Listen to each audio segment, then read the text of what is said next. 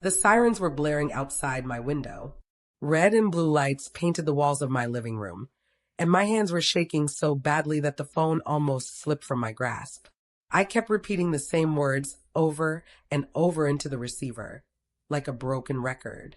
He's not breathing. Please, hurry. I didn't mean for this to happen. Stephen's body lay sprawled across the carpet, his shirt collar stained in ways I never thought I'd see. Not just lipstick anymore, but something far worse.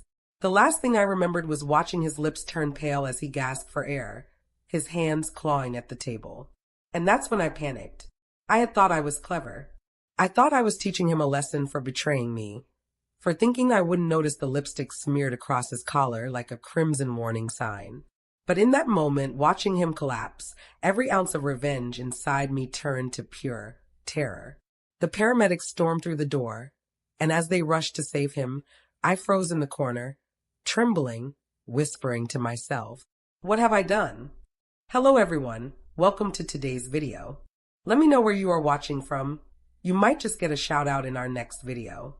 And don't forget to like and subscribe if you enjoy shocking stories like this, because trust me, this one only gets crazier from here. I should have started from the beginning. My name is Vivian, and I live in Charleston, South Carolina. If you had asked anyone around here just a few months ago, they would have told you I was the lucky one. Married to Stephen, one of the most charming men in town. He had the kind of smile that made waitresses forget their trays and neighbors stop to chat longer than they should. But sometimes, charm is just a mask for betrayal. The first time I saw the lipstick, I was folding laundry. Just a normal Tuesday afternoon. The sun streaming through the curtains, Abigail, my closest friend, chatting away on the phone about her daughter's college applications. I had the speakerphone on while I worked, mindlessly sorting socks, when my fingers brushed against the stiff edge of Stephen's work shirt. That's when I saw it. A smudge. Small, but so out of place. Bright red. Definitely not mine. I remember holding the collar up to the light, my throat tightening as if someone had shoved a fist inside my chest. Abigail noticed my silence. "Vivian, you still there?" I swallowed hard. "Yeah, I'm here." But my mind was spinning. Stephen worked late often. He said the company needed him. I had believed him. But lipstick doesn't lie. I didn't tell Abigail what I saw. Not then. Not yet. Because something inside me told me not to confront him. Not until I had a plan. Stephen came home that night, whistling. He kissed my cheek, as if nothing was wrong. He ate dinner like a man without guilt, complimenting the roast chicken I had made. And I smiled back. I even laughed at one of his corny jokes. But deep down, a storm was brewing. I thought about the years I had given him. The sacrifices. How I had turned down a promotion once because he said my long hours made him feel lonely. How I took care of his mother when she was sick, scrubbing her bathroom floors while he worked late.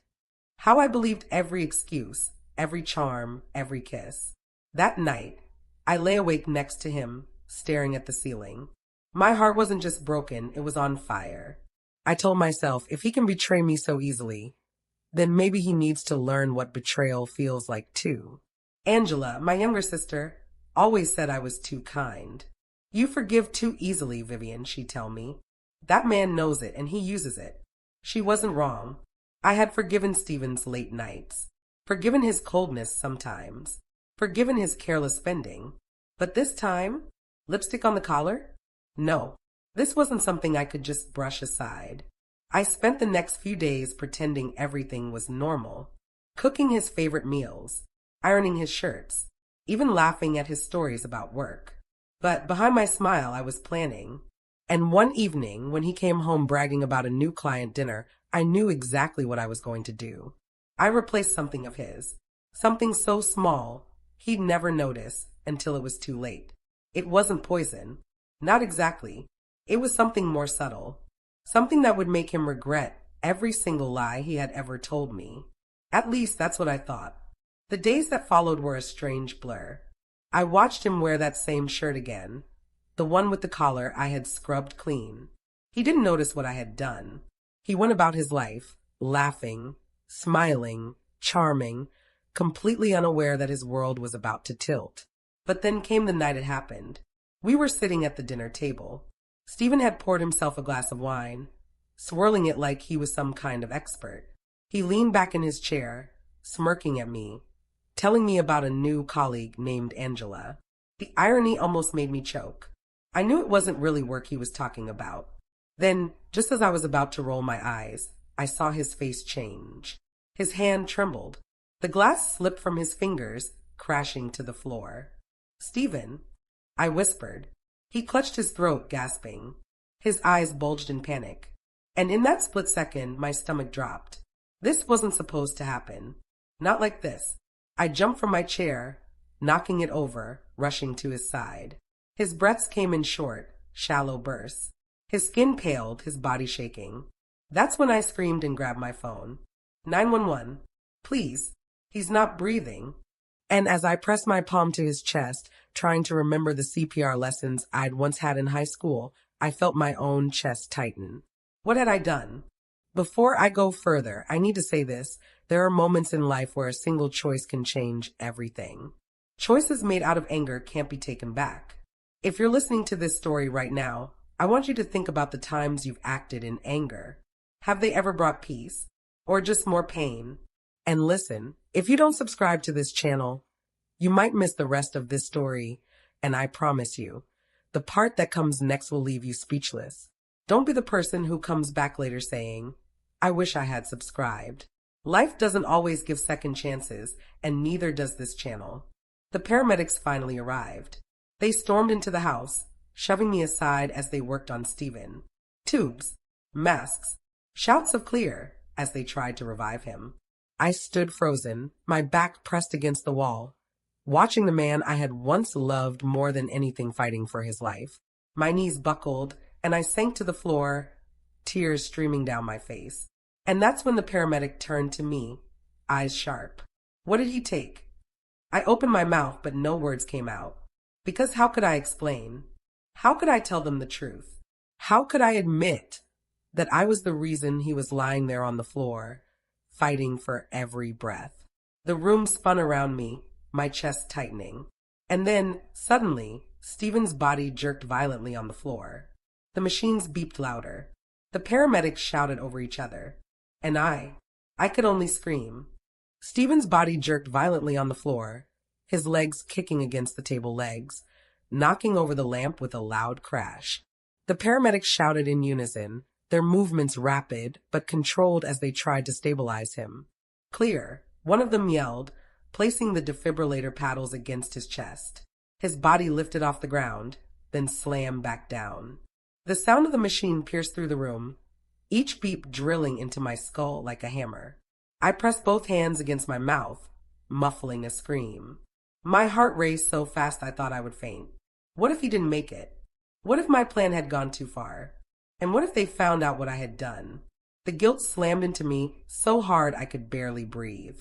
But then, just as suddenly as it began, Stephen's body went limp. The monitor beeped slower now, steadier. One of the paramedics looked up at his partner and nodded. "He's back. Weak pulse, but he's back." My knees gave out completely, and I slumped to the floor, sobbing in relief.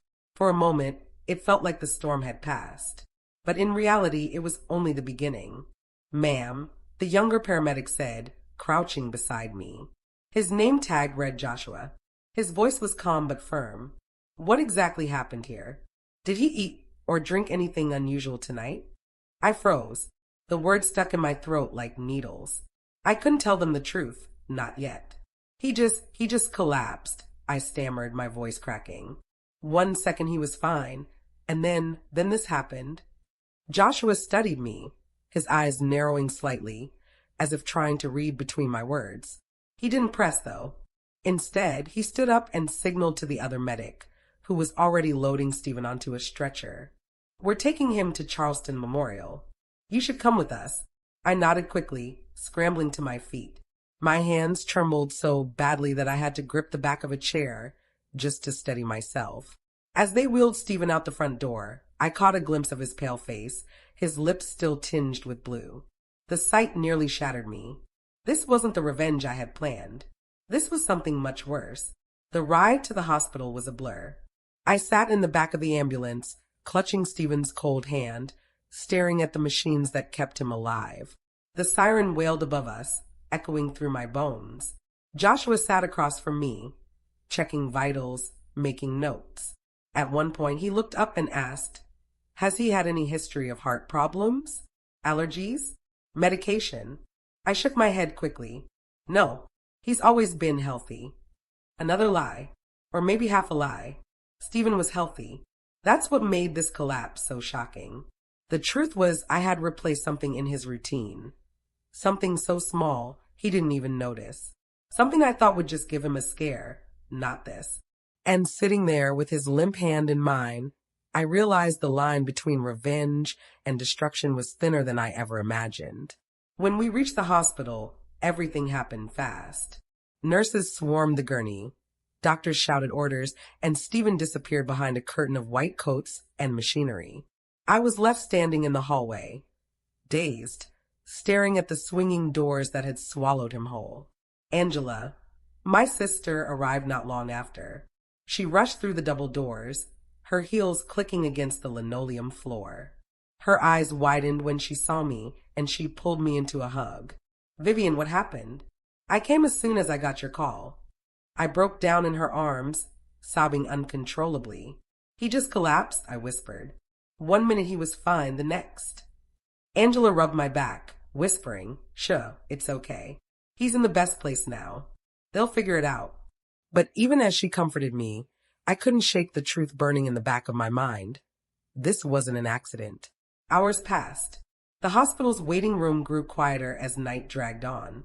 I sat hunched in one of the stiff chairs, my head resting against the wall, while Angela paced back and forth. Finally, a doctor emerged, a tall man with kind eyes and a clipboard in hand. His name tag read Dr. Igor Levin. "Mrs. Williams?" he asked, his voice calm but serious. "Yes," I croaked, standing up quickly. Angela came to stand beside me, gripping my arm. "We managed to stabilize your husband. He's in critical condition, but stable for now. He'll need to stay in intensive care for observation." My chest loosened a little at his words. Stable. That was something. "But," Dr. Levin continued, his brow furrowing, "we're not sure what caused the collapse. His vitals don't show any signs of a heart attack. It looks more like poisoning." The word hit me like a dagger. Angela gasped. "Poisoning? What do you mean?" Dr. Levin sighed, adjusting his glasses. "We found unusual substances in his blood. Nothing lethal, but enough to cause severe shock to his system. Do you know if he could have ingested anything unusual?" All eyes turned to me. My mouth went dry. My heart pounded, so loudly I thought the whole room could hear it. I forced a shaky breath. I don't know. He had wine with dinner. That's all." Dr. Levin nodded slowly, jotting down notes. "We'll run more tests. In the meantime, it would be best if you stayed nearby." And just like that, he walked away, leaving me trembling in my seat. Angela turned to me, her eyes filled with suspicion. "Vivian," she whispered, her voice low and sharp, "is there something you're not telling me?" At that moment, I couldn't hold her gaze. My hands fumbled with the hem of my blouse, my eyes fixed on the floor. I wanted to tell her everything. About the lipstick. About the betrayal. About what I had done. But fear silenced me. Fear of losing everything. Fear of being exposed. So instead, I whispered, "No. Nothing." Angela studied me for a long moment before sighing and sitting down beside me. She didn't push, but I could feel the weight of her suspicion pressing down on me like a stone. The next morning, the hospital was buzzing with noise. Nurses hurried down the hallways, visitors shuffled in and out, and somewhere down the corridor a baby wailed. I hadn't slept a wink. Every time I closed my eyes, I saw Stephen's body convulsing on the floor, heard the paramedics shouting, felt the guilt gnawing at my insides. When Dr. Levin came back with more results, I thought my heart would explode. "Mrs. Williams," he said, "your husband is lucky to be alive. But I need to be honest with you. The substance we found in his blood wasn't accidental. This looks deliberate." The world tilted beneath my feet. "Deliberate?" Angela repeated, her voice trembling. "Are you saying someone tried to poison Stephen?" Dr. Levin nodded grimly. "Yes, and if we hadn't intervened in time, he wouldn't be here right now." Angela gasped, clutching her chest. And me. I froze, my mind spinning, my body trembling so badly I thought I would collapse. Because now this wasn't just between me and Stephen anymore. Now it was something much bigger. Listen, if you're hearing this right now and you're still not subscribed, let me warn you. The story is only going to get darker from here. And if you miss the next chapter, you'll regret it. Don't be that person scrolling through the comments later saying, "What happened to Stephen?" Hit that button. Stay with me. Because what's coming next, you won't see it coming. That night, as I sat by Stephen's bedside, listening to the steady beep of the heart monitor, I felt his fingers twitch against mine. His eyes fluttered open, just barely. His lips moved, forming words I could hardly make out. And then I heard it. A single name. Not mine. Not Abigail's. Not Angela's. But someone else's. Someone I didn't even know existed. And that's when the fear inside me grew into something much, much bigger. His lips barely moved, but I heard it as clearly as if someone had shouted it into my ear. Abigail. My whole body went cold. I froze in the stiff hospital chair, my hand still clutching his. For a moment, I thought maybe I'd misheard. Maybe he was mumbling nonsense, caught between sleep and delirium. But then he whispered it again, softer this time. Abigail. I jerked my hand back like his skin had burned me. Abigail. My best friend. My sister in life. The one who'd called me just days ago while I folded his laundry, laughing about her daughter's college plans. Abigail. The woman who held my secrets, who cried with me after my father's funeral, who swore we'd always have each other's backs. And now, the name on my husband's lips. I wanted to scream, to shake him awake and demand answers. But the steady beeping of the machines reminded me of the fragility of the moment. His body was weak, his life hanging by a thread. So I sat there in silence, fists clenched, my mind spiraling. By morning, the nurses came in to check his vitals. Stephen had drifted back into unconsciousness, his breathing shallow but steady. I hadn't slept a wink. My head pounded, my eyes swollen from crying. Angela returned with coffee, handing me a cup as she studied my face. "You look like you've seen a ghost," she said quietly. I forced a shaky laugh. "Feels like it." But I didn't tell her what Stephen had whispered. Not yet, because even saying it out loud would make it real. Instead, I sat there, sipping the bitter coffee, pretending to be calm while my insides twisted with rage and betrayal. Later that day, Dr. Levin came in with an update. "Your husband's vitals are improving," he said. "He's still weak, but he's fighting." "That's a good sign." I nodded, forcing a smile. "But," the doctor added, "we're still investigating the cause of the poisoning. I've contacted toxicology, and once we have the full report, we'll know more. In the meantime, I suggest you stay alert. Whoever did this may not be finished." His words sliced through me. Whoever did this? If only he knew. Angela's eyes widened, and she clutched my arm. "You hear that, Vivian? This could mean someone is out there targeting Stephen. We have to be careful." I forced myself to nod, even though my heart was pounding with guilt. That evening, Abigail called me. "Vivian, I just heard about Stephen. Why didn't you tell me sooner?" Her voice was filled with concern. I hesitated. Her name echoed in my head, the way Stephen had whispered it.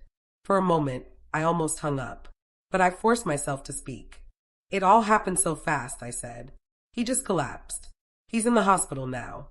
"Oh my God," she gasped. "Do they know what caused it?" "No, not yet," I replied, my voice tight. There was a pause on the line, just a second too long. Long enough for doubt to creep in. Long enough for suspicion to take root. "I'll come by tomorrow," she finally said. "You shouldn't be alone through this." I thanked her, but the moment I hung up, I sat there in the dark, staring at the phone in my hand, my mind racing with one thought. Was Abigail the other woman? The next day, Abigail showed up at the hospital, dressed neatly in a cream sweater and jeans. She carried flowers, Stephen's favorite lilies. I forced a smile as she hugged me tightly. "Oh, Vivian," she whispered. "You must be so scared." I nodded, too choked up to speak. She walked over to Stephen's bed, brushing his hair back gently, her eyes soft. Too soft. Something in the way she looked at him made my stomach twist. Angela noticed too. She leaned toward me and whispered, Why does she look at him like that? I swallowed hard, my throat dry. I don't know, I whispered back. But deep down, I did know. Abigail stayed longer than I expected, sitting by Stephen's side, holding his hand, talking to him as if I weren't even in the room. She told him about her daughter's college acceptance letter, about how proud she was, about how he had always been so supportive. I sat in the corner, my nails digging into my palms, every word slicing into me like glass. By the time she finally left, I was shaking with anger. Angela turned to me the moment the door closed. Vivian, you need to tell me what's going on. Because if you don't, I swear I'm going to lose my mind. I looked at her, my eyes filled with tears. He whispered her name. I finally said, my voice breaking. Last night, he said Abigail. Twice. Angela's mouth fell open. Oh my God. Vivian. I buried my face in my hands, sobbing. I think he's been cheating on me with her.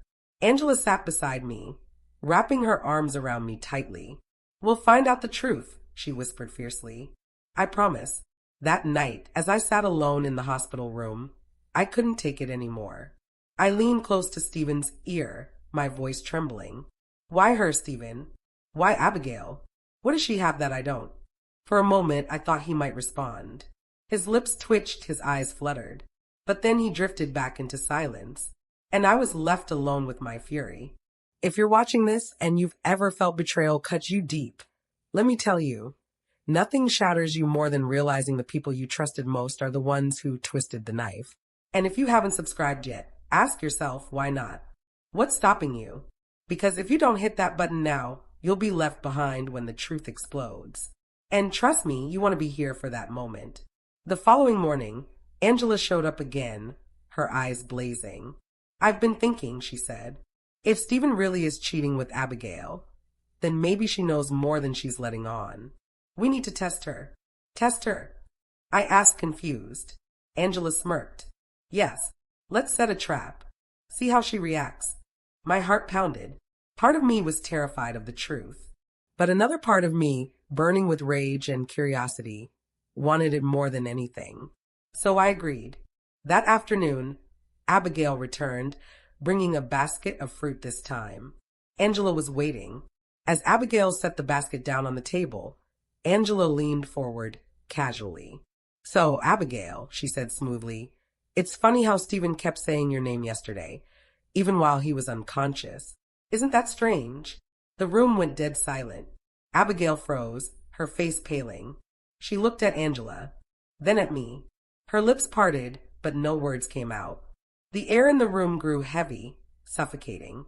And just as I opened my mouth to demand an answer, Stephen's heart monitor began to beep wildly. The nurses rushed in shouting, "Code Blue," and all I could do was scream as chaos exploded around me. The steady beeping of the monitor suddenly shattered into a deafening, high-pitched wail. "Code Blue, room 214, a nurse shouted as two more stormed into the room. Within seconds, the quiet hum of machines was replaced with the frantic chaos of saving a life. One nurse yanked the curtain shut, separating us from the doctors who rushed in with carts of equipment.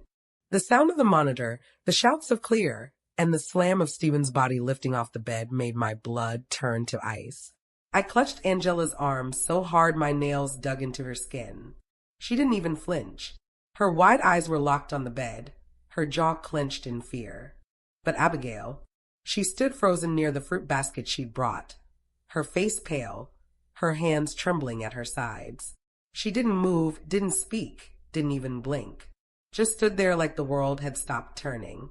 And for a single, horrifying moment, I wondered, did she know this was coming?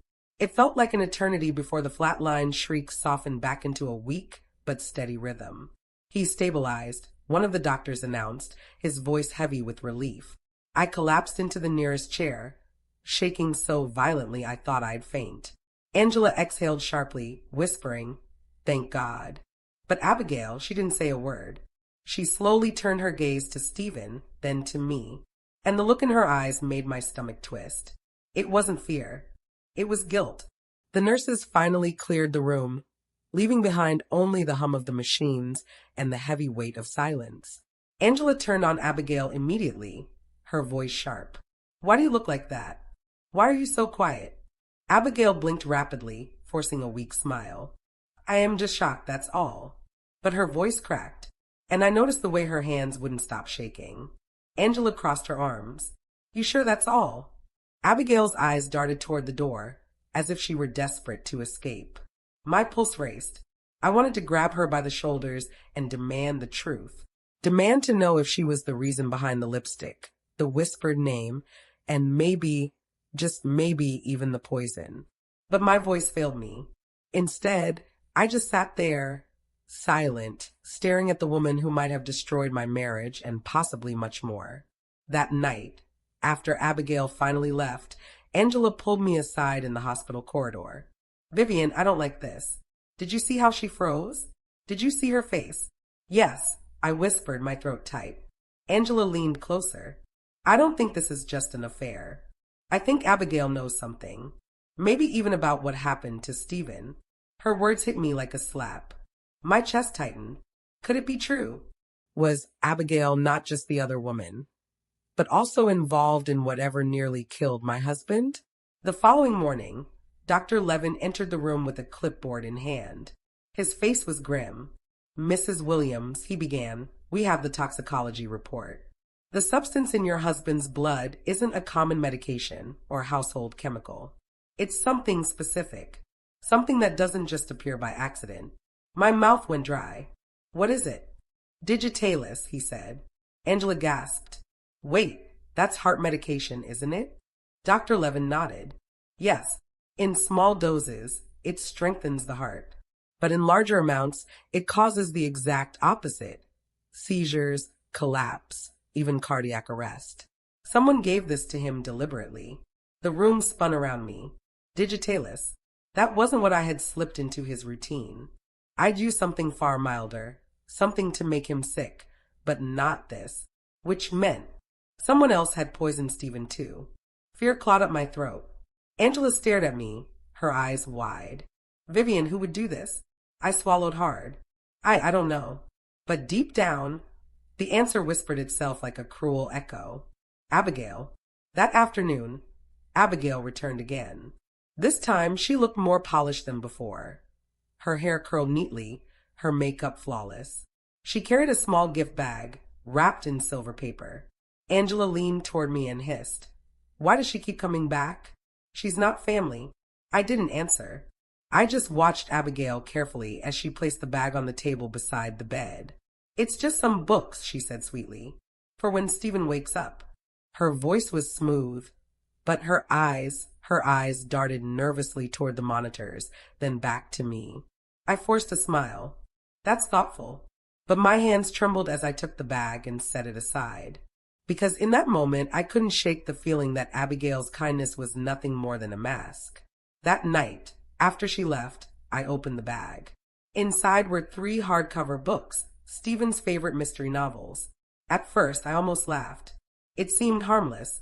But then, as I flipped through one of the books, something slipped out from between the pages. A folded photograph. I picked it up with trembling hands. It was a picture of Stephen and Abigail sitting together at a cafe, leaning close, smiling like they were sharing a secret only the two of them knew. And on the back, scrawled in Abigail's handwriting, were the words, "Our little secret. Always." My heart stopped. My vision blurred. And that was the moment I realized the betrayal was much deeper than I ever imagined. Backhand index pointing right before I reveal what happens next. Let me just say this.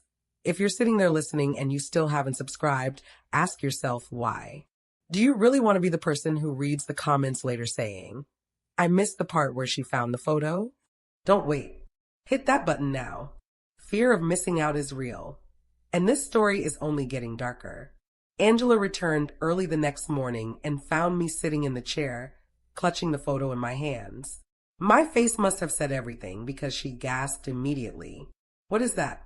Wordlessly, I handed it to her. She unfolded it, her jaw dropping as she saw the picture. "Oh my God, Vivian. It's true. They were together." Tears blurred my eyes. She lied to me, Angela. All this time, my best friend. She was the one. Angela shook her head, fury burning in her eyes. "No, this is more than just cheating. Something about her isn't right. She's hiding more. And I'm going to prove it. Her voice was fierce, determined. And in that moment, I believed her. But just as she tucked the photo into her purse, the hospital intercom buzzed overhead. Code Orange. Security alert. All visitors remain where you are. The hallways erupted in chaos as nurses scrambled and doors locked automatically. Angela and I froze. And then a nurse burst into the room, her face pale. There's been a security breach, she whispered urgently. Someone tried to get into the medication room, and they think it was a visitor. Angela and I stared at each other, our stomachs dropping in unison, because we both knew exactly who the visitor might be. The metallic clank of the automatic locks echoed through the hospital corridors like a prison gate slamming shut. Angela and I exchanged horrified glances as the intercom repeated. Code Orange. Security breach in the medication wing. All staff to stations. Visitors, please remain where you are until cleared. I clutched Stephen's hand, his skin clammy, his chest rising and falling faintly under the hum of machines. The thought of anyone trying to tamper with the very medicines keeping him alive sent ice through my veins. And in the pit of my stomach, I already knew who it was. The door to Stephen's room creaked open and 2 security guards stepped inside. Their radios crackled with static, their eyes sharp. Ma'am, have either of you seen a woman in her late 30s, shoulder-length dark hair, wearing a beige coat? One of them asked. Angela stiffened. She and I exchanged a look before I forced my voice steady. Why? The taller guard adjusted his grip on his flashlight. Someone matching that description was spotted near the restricted meds storage. She ran when a nurse challenged her. Angela's lips tightened. That sounds a lot like Abigail. The guard's eyes narrowed, and they scribbled the name down. If she returns, let us know immediately. With that, they disappeared into the hall, leaving the weight of suspicion behind them. Angela turned to me instantly, her voice a hiss. I knew it. I told you something was off with her. Vivian, she's not just an affair partner. She's dangerous. I pressed my shaking hands to my face. Angela, we can't jump to conclusions. What if it was someone else? Angela's eyes flashed. You found that photograph, Vivian, and the lipstick. And now this? You think it's all coincidence? Her words clawed at my chest because I couldn't argue. Deep down, I knew she was right. But admitting it out loud meant admitting I had spent years being fooled by the woman I trusted most. Hours dragged on under lockdown. Nurses came and went with tense expressions. Even Stephen's attending physician looked rattled when he stopped by to check vitals. Finally, close to midnight, the intercom announced. Code Orange cleared. Resume standard operations. The doors clicked open again, but the air in the hospital felt heavy, like everyone was still holding their breath. Angela stretched out on the visitor chair, muttering, I swear, if I see her again, I'll drag her by the hair straight to security. I gave a humorless laugh, but my heart wasn't in it, because part of me was terrified Abigail would come back. And she did. The next morning, I woke to the sound of heels clicking against the linoleum. There she was, Abigail, walking in as if nothing had happened, as if there hadn't been a hospital-wide lockdown because of someone who looked exactly like her. Her coat was different this time, navy blue instead of beige, but her face carried that same polished calm. Good morning, she said softly, placing a thermos of coffee on the side table. I thought you could use this, Vivian. You look so tired. Angela shot up like a hawk spotting prey. Where were you last night? Abigail blinked, her smile faltering for just a second. At home, of course. Why? Angela crossed her arms. Funny. Security was looking for someone who looked just like you. Around the medication room. Abigail's eyes flickered, just a flash of something. Panic maybe. Before she smoothed it over with another smile. Really? Well, I suppose half the women in this hospital could match that description. Angela opened her mouth to fire back, but I held up my hand. Enough, I said, my voice shaking but firm. Abigail, may I speak to you in private? Angela shot me a look that could burn holes in steel, but she didn't argue. She slipped out into the hall, leaving me alone with the woman who had been my friend and possibly my husband's would-be killer. I stood there for a long moment, staring at her. Vivian, she said softly, almost tenderly, you look so exhausted. Please sit. Drink the coffee. Let me help. I ignored the thermos. Abigail, I whispered. Why do you keep coming here? Her eyes widened. Because I care. Stephen. Stephen is important to me too. The words landed like shards of glass. I stepped closer, lowering my voice. Don't lie to me. I found the photograph. You and Stephen at that cafe. The note on the back, your handwriting. Her face drained of color. For a split second, she looked caught, trapped.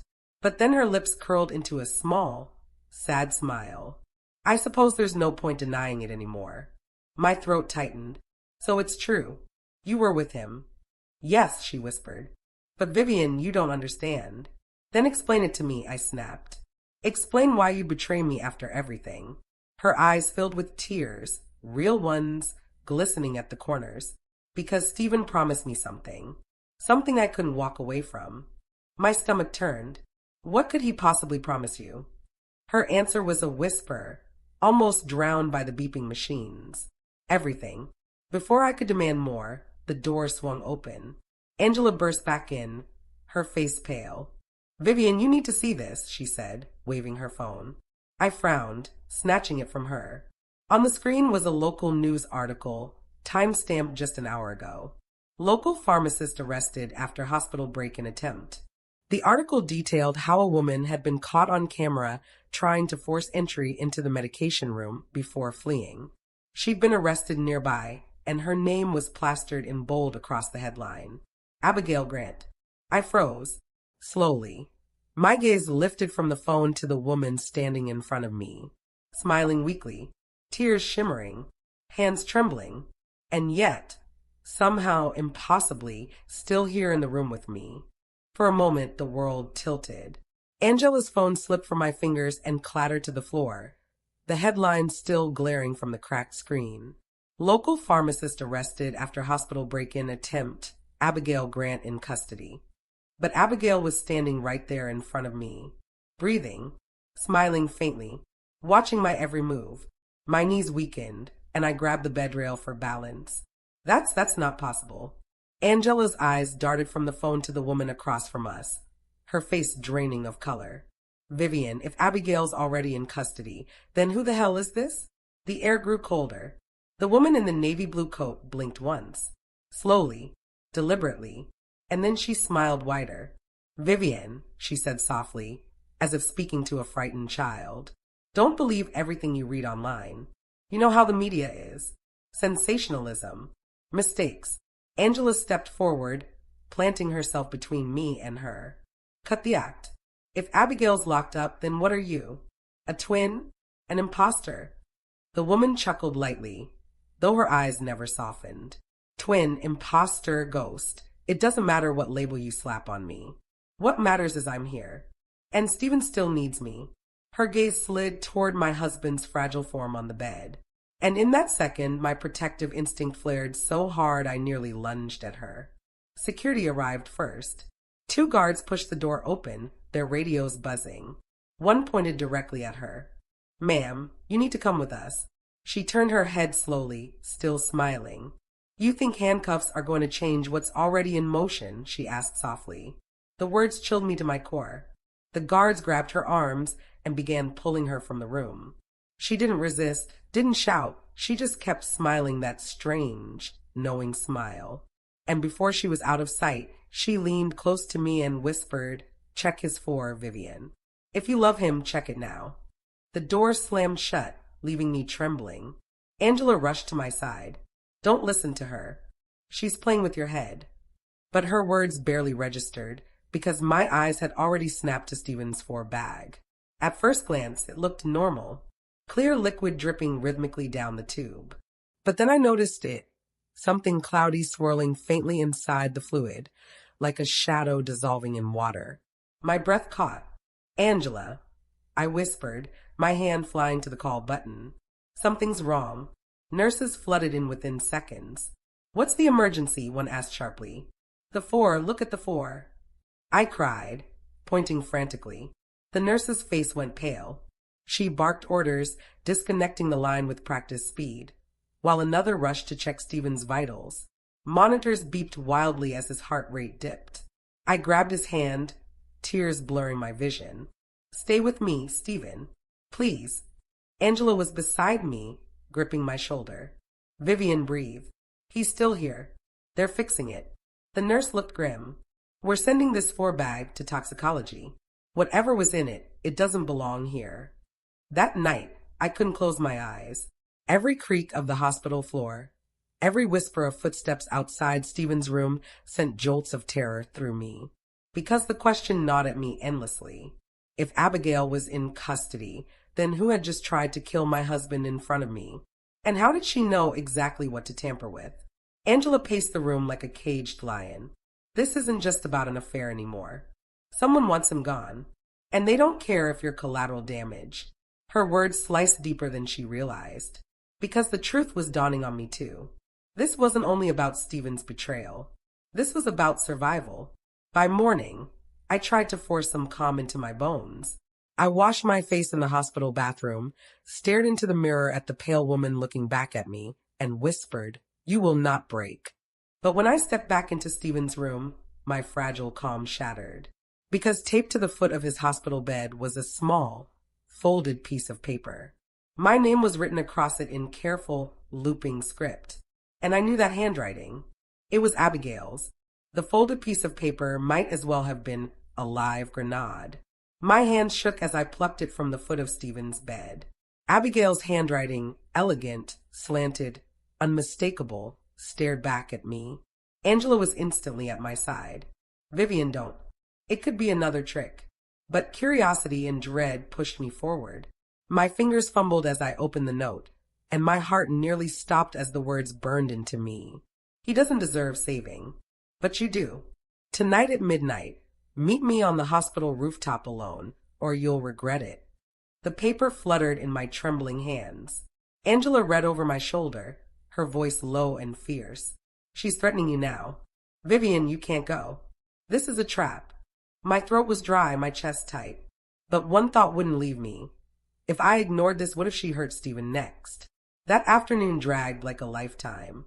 Every beep of Stephen's monitors, every rustle of nurses' scrubs seemed amplified. Angela tried to distract me, telling stories from when we were kids in Ohio. Ice skating on the frozen pond, sneaking extra cookies from the jar. But her laughter couldn't mask the fear in her eyes. "Viv," she said softly as the sun dipped low beyond the window, "I can't let you go up there. Not alone." I shook my head. "She asked for me. Just me. If I don't show, she'll find another way to reach him." Angela slammed her palm on the visitor's chair arm. "And what if she pushes you off that rooftop? What then? Do you think Stephen survives losing you too?" Her words lodged deep, but I couldn't answer. Because the truth was, I already felt trapped. Abigail was always one step ahead. If I didn't face her, I feared we'd never have peace. Midnight came too quickly. The hospital corridors were eerily quiet, just the hum of fluorescent lights and the squeak of distant cleaning carts. I slipped from Stephen's room, leaving Angela dozing in the chair, though guilt gnawed at me for not waking her. I climbed the stairwell slowly, my heart hammering. Each step echoed like a countdown. When I pushed open the heavy door to the rooftop, the night air hit me, cold, sharp, carrying the faint hum of traffic below. And there she was, Abigail, or at least the woman who wore her face, standing by the edge, her coat billowing in the wind, her eyes locked on me the moment I appeared. "You came," she said, almost gently. I took a shaky breath. "Why are you doing this? What do you want from me?" She tilted her head, studying me like I was some fragile specimen under glass. "I want you to see the truth. Stephen lied to you. To both of us. He promised me forever, Vivian. And when I realized he couldn't keep that promise, I knew what I had to do." Her words made my stomach lurch. "So you tried to kill him? That's your answer." Her smile faltered, sadness flickering in her eyes. "I tried to free him. He's been trapped. By expectations, by guilt, by you." Anger surged hot through my veins. "Don't you dare blame me for his choices." But she just shook her head, almost pitying. "You're still clinging to him. Even after the lipstick, the lies, the photo." "Why?" Tears stung my eyes, but I held her gaze. "Because I made vows. Because no matter how badly he failed me, I don't fail myself by abandoning love when it's broken. I fight to fix it. For the first time, she looked uncertain. The silence stretched, broken only by the wind whipping across the rooftop. Then she stepped closer, slipping something from her pocket. A small vial glinted under the rooftop lights.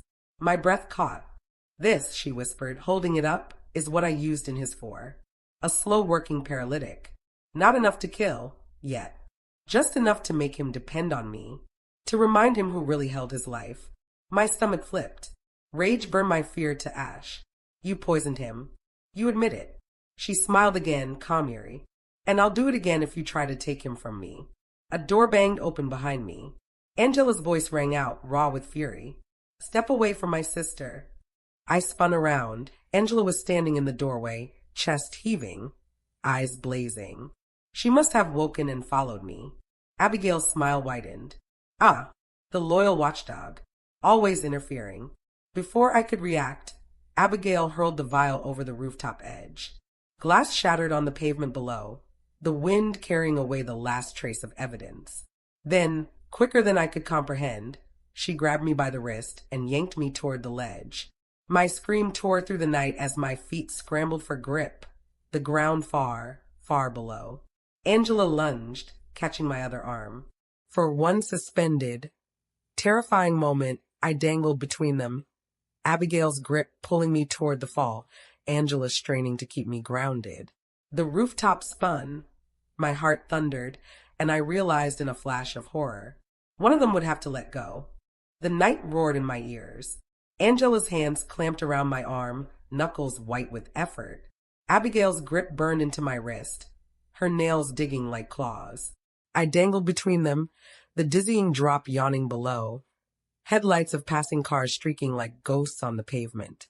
"Let go, Vivian," Abigail hissed, her eyes wild. "Don't you see? You're not meant for him. He chose me." Angela's voice thundered back, raw with desperation. "Vivian, don't listen to her. I've got you, just hold on." Tears blurred my vision. My body trembled with fear and exhaustion, arms screaming from the strain. I couldn't keep this up.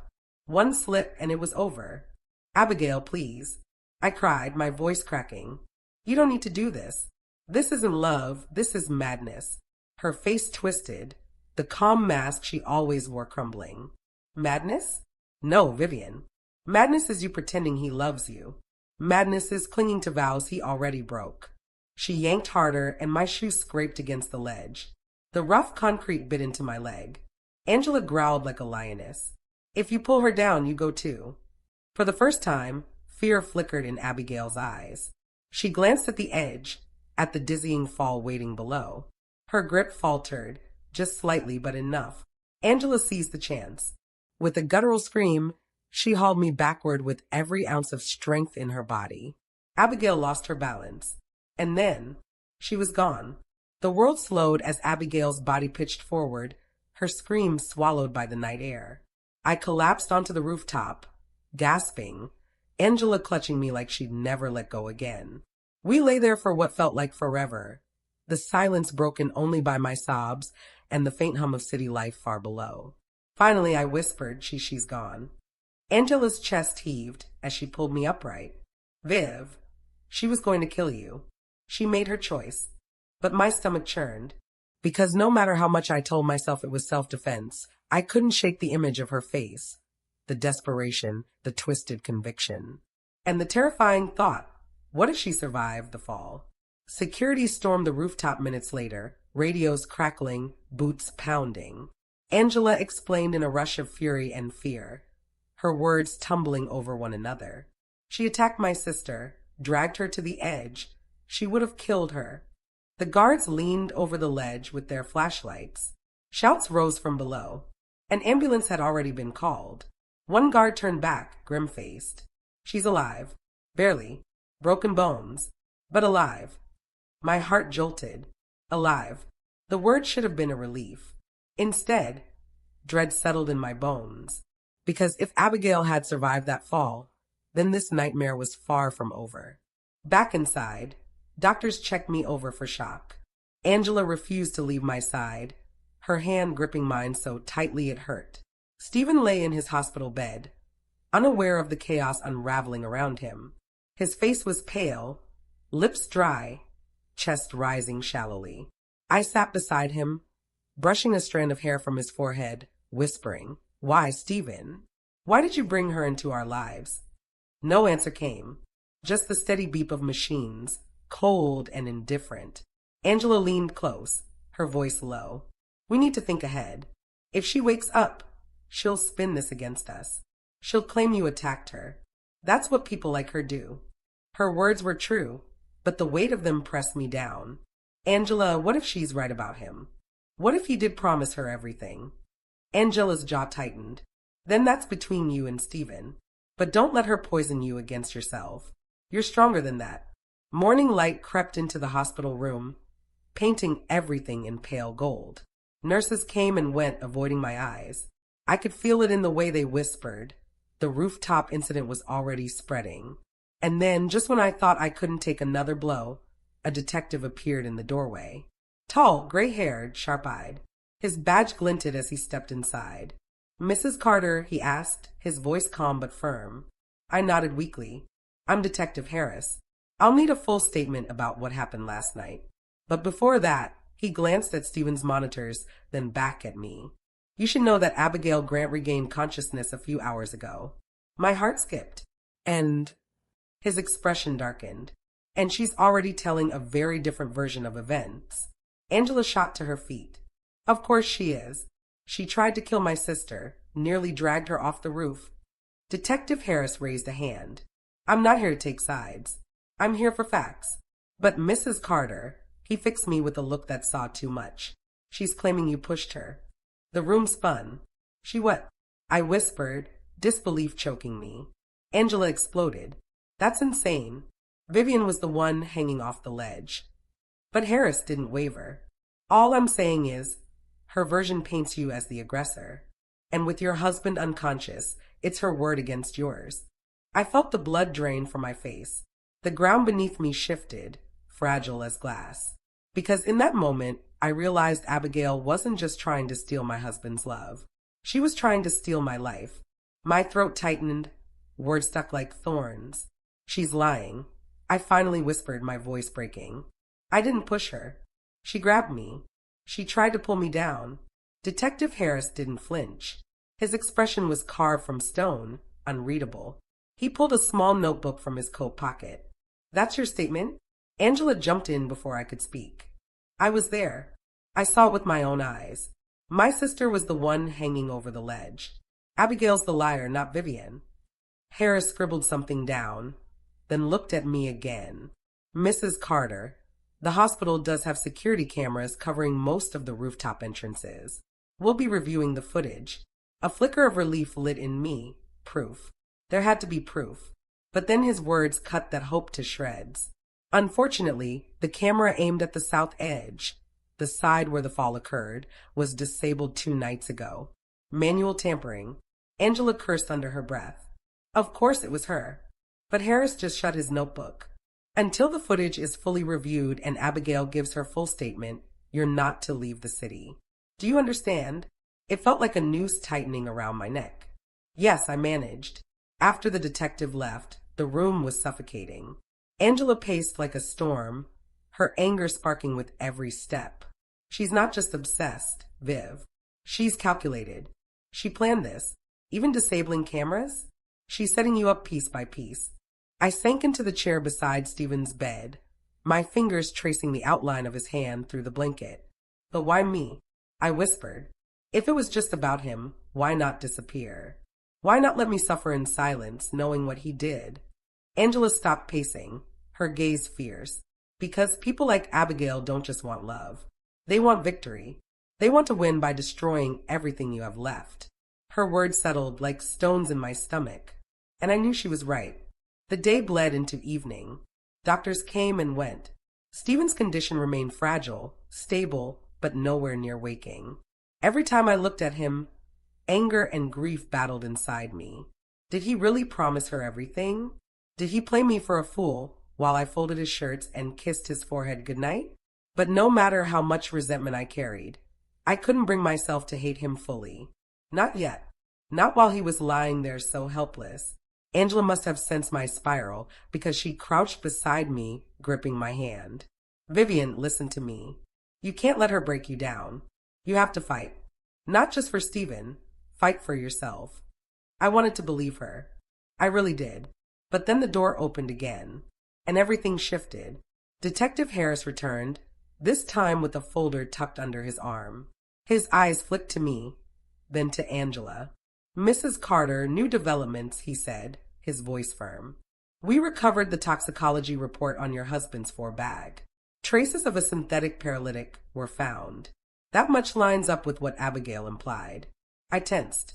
So that proves she's guilty. He raised a hand. Not so fast. The problem is, Abigail claims you were the one who suggested switching out his She says you've been trying to punish your husband since discovering the affair. My knees went weak. That's not true. Angela's voice thundered. She's twisting everything. Vivian wouldn't hurt a fly. But Harris pressed on, his tone measured but heavy. Here's where it gets complicated. The nurse assigned to Stephen's wing reported that on the night the bag was tampered with, she saw you standing alone by his The words hit like a physical blow. I staggered back, clutching the bedrail. No, I pressed the call button because I noticed it was wrong. I saved him. But Harris's expression stayed grim. The timing doesn't look good, Mrs. Carter. Abigail's lawyers are already preparing to file charges. Angela erupted. So that's it?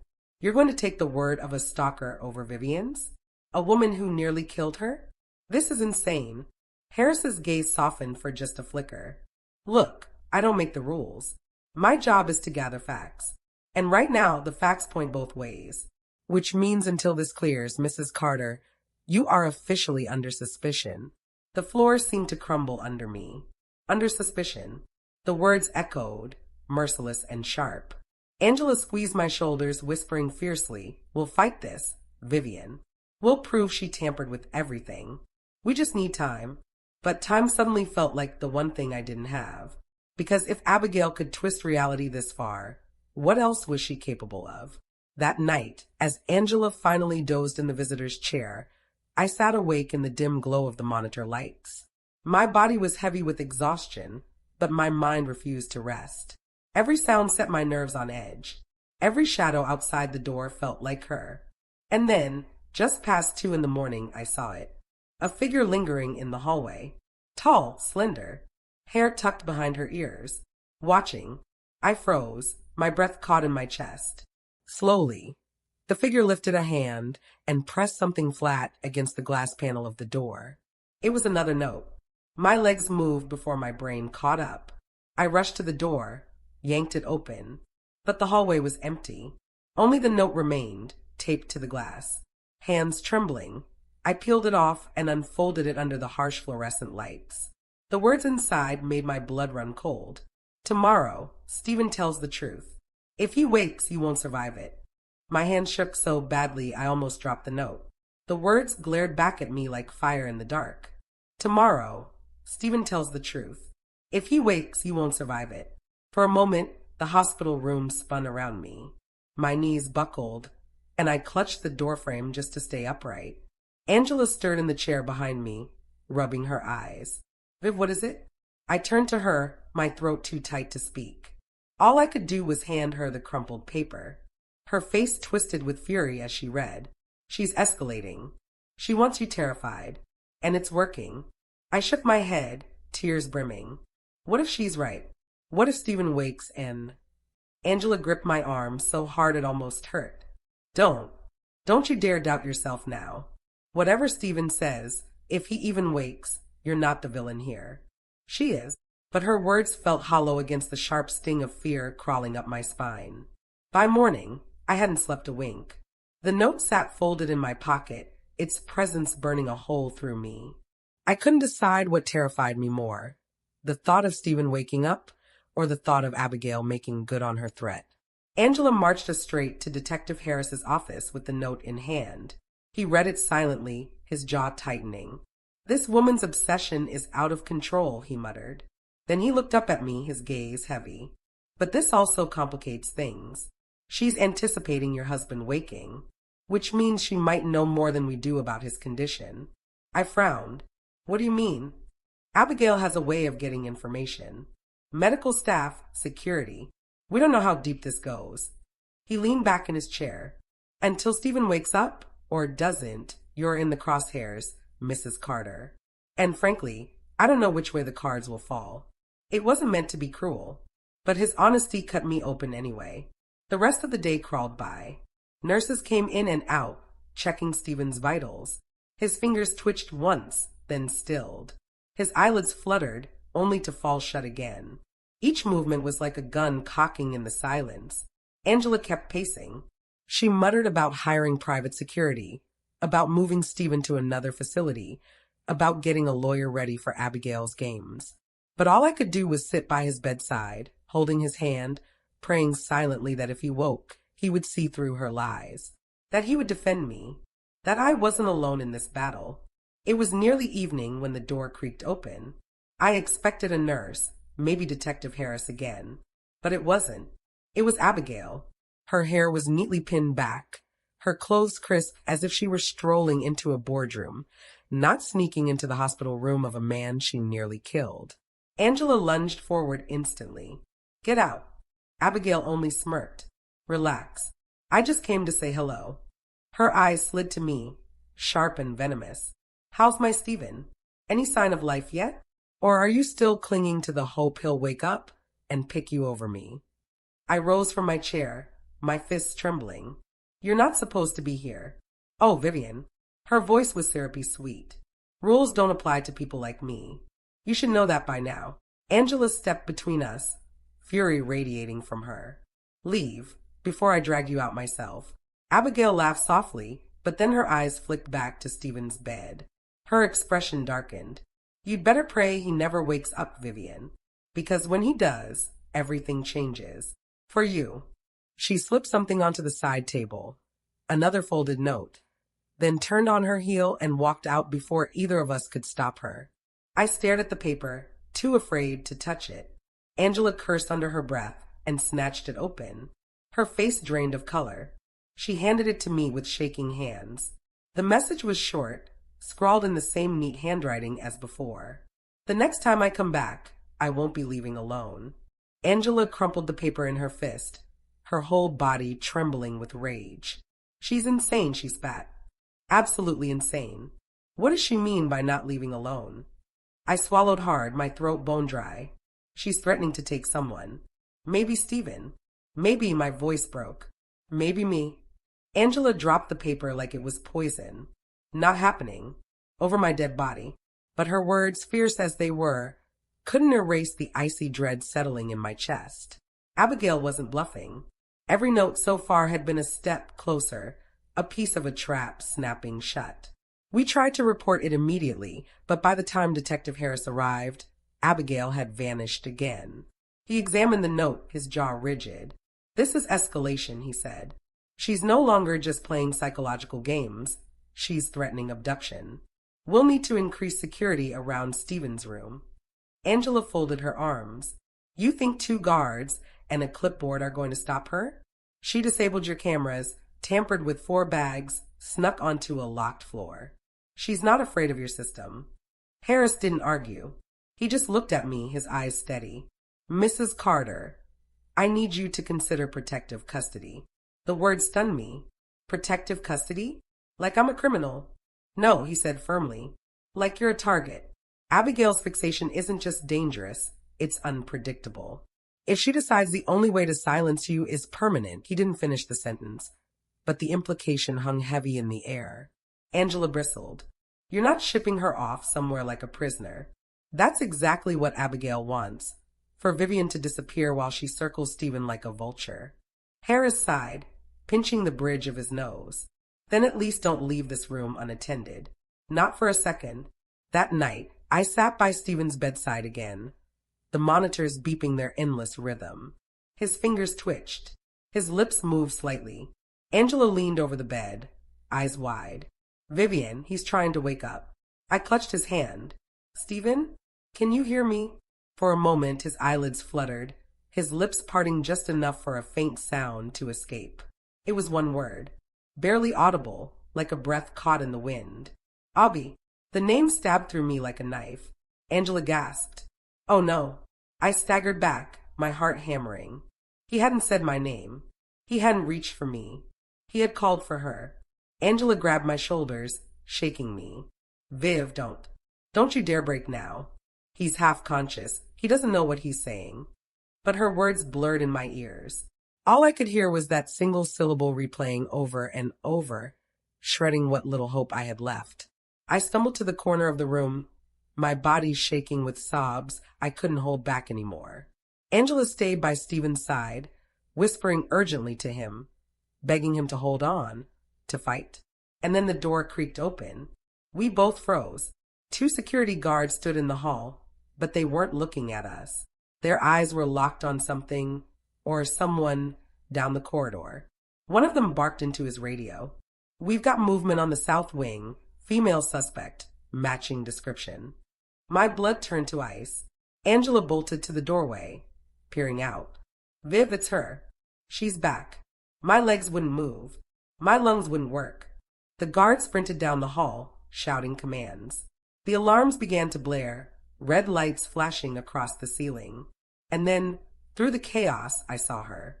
Abigail, her face pale but determined, her eyes locked not on me but on Stephen. And in her hand, she clutched a syringe. The sight of Abigail standing in the doorway with a syringe froze the blood in my veins. Her eyes were wild, fixed on Stephen's fragile body. The alarms blared, guards shouted, but all I could see was her, steady, calm, like she had been waiting for this moment all along. Don't! I screamed, lunging forward before I could think.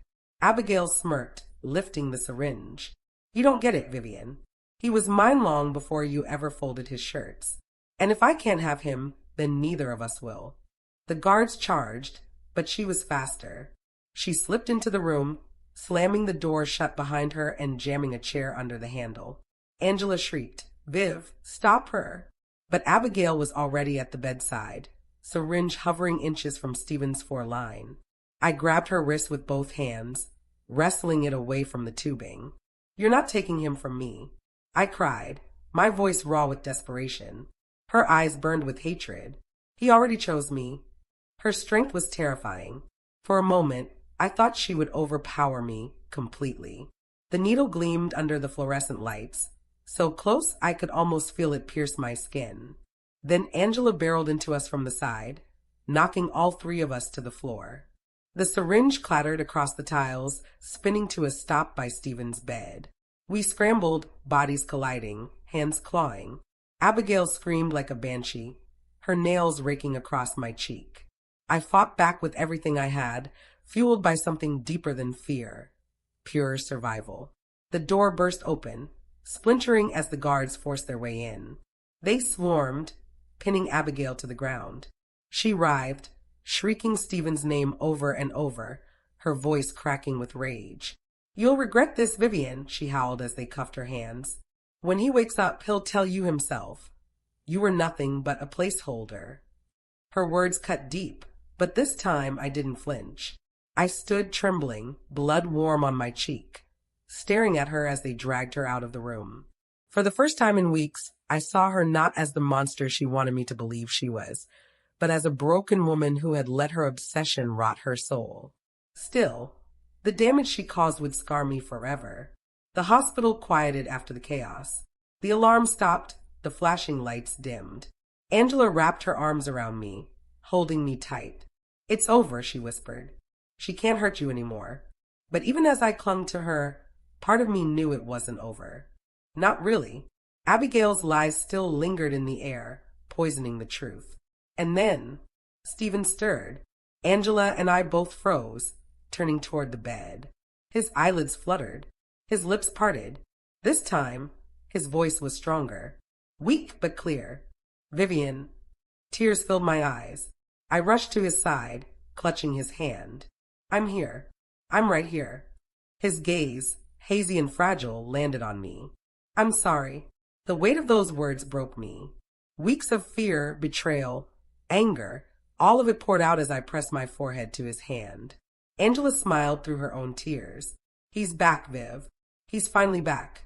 The days that followed blurred together. Abigail was charged with attempted murder, along with tampering with hospital equipment and a list of other crimes.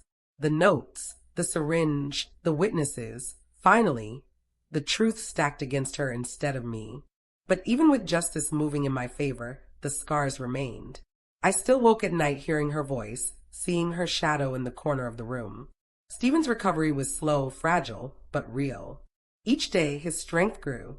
And though his betrayal still cut deep, though our marriage might never return to what it once was, I realized something important. This story was never about him choosing her or me. It was about me choosing myself. And for the first time in a long time, I finally did.